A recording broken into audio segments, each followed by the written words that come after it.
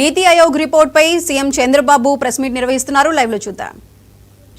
ఇక్కడ ఈ స్లైడ్ లో మీరు చూస్తే 57.5% నుంచి 18-19 64.6%. అంటే ఎక్స్పెండిచర్ యాజ్ రెవెన్యూ రిసీప్ట్స్, వచ్చిన ఆదాయంలో ఎక్స్పెండిచర్, కమిటెడ్ ఎక్స్పెండిచర్. ఇది ఎక్కడ ఎస్కేప్ కాలేము.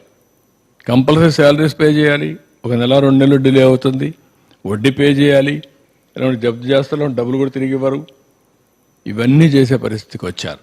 నెక్స్ట్ ఇక్కడికి వచ్చినప్పుడు రెవెన్యూ మొబిలైజేషన్, దానివల్ల ఏమైంది?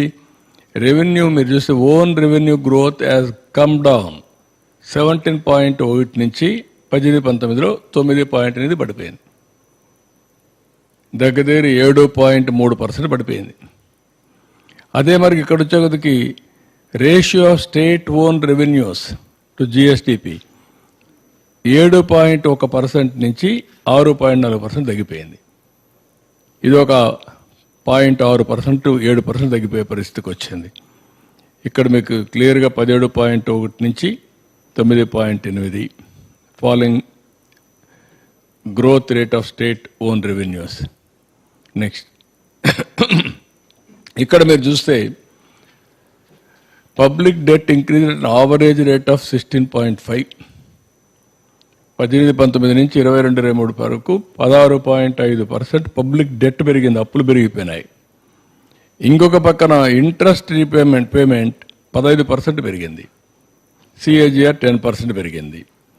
ఇక్కడ ఈ స్టేజ్లో ఇక్కడ చూస్తే మీరు ఒకటి interest payment IP, revenue receipts RR 18-19, 21-22. ఇక్కడ మీరు చూసినప్పుడు 29.8 నుంచి 29.5 తగ్గించాం.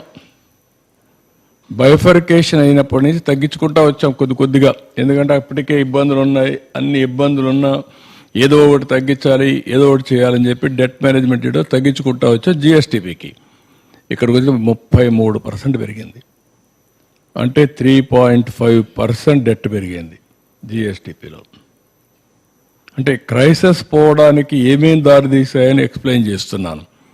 కిందన వచ్చే కొందికి ఇంట్రెస్ట్ పేమెంట్, ఇది రేట్ ఆఫ్, ఇంకొక పక్కన చూస్తే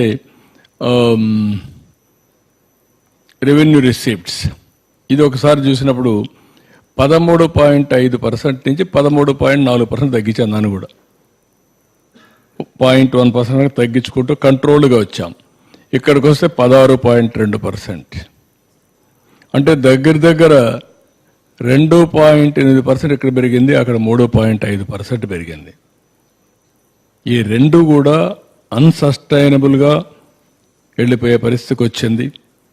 ఇవి కాకుండా వీళ్ళు బారో చేసిన ఆఫ్ ఎఫ్ఆర్బిఎం లేకుండా కార్పొరేషన్ ద్వారా బారో చేయడం, అప్పులని పెట్టేయడం, పేమెంట్లు ఇవ్వకుండా చేసేయడం 1,00,000 కోట్లు, ఇవన్నీ అవే నేను 7 వైట్ పేపర్స్ మీకు పబ్లిసైజ్ చేసింది.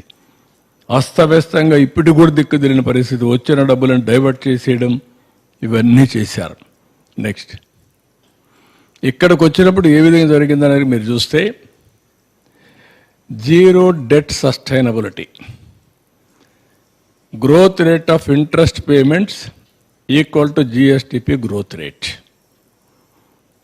Growth rate of interest payments equal to GSTP growth rate వస్తే అప్పటికి సస్టైనబిలిటీ ఉంటుంది, కాబట్టి ఇంకా బారో చేసే పరిస్థితిలో ఉండలేము.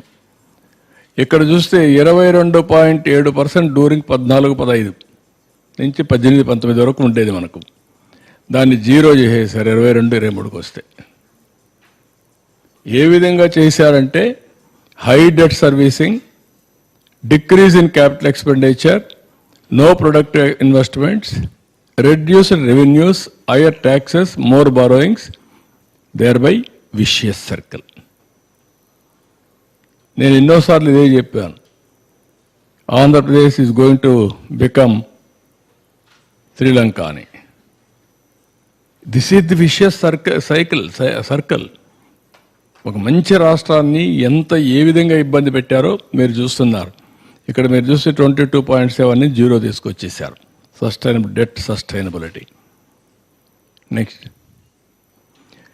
ఇక్కడికి వచ్చినప్పుడు ideal scenario for use of borrowings ఎప్పుడైనా బారోయింగ్ చేయకపోతే ఏ ఎకానమీ అయినా అమెరికన్ ఎకానమీ కూడా బారో చేస్తుంది. స్పెండింగ్ ఆన్ క్యాపిటల్ ఎక్స్పెండిచర్ మీద పెడతాం.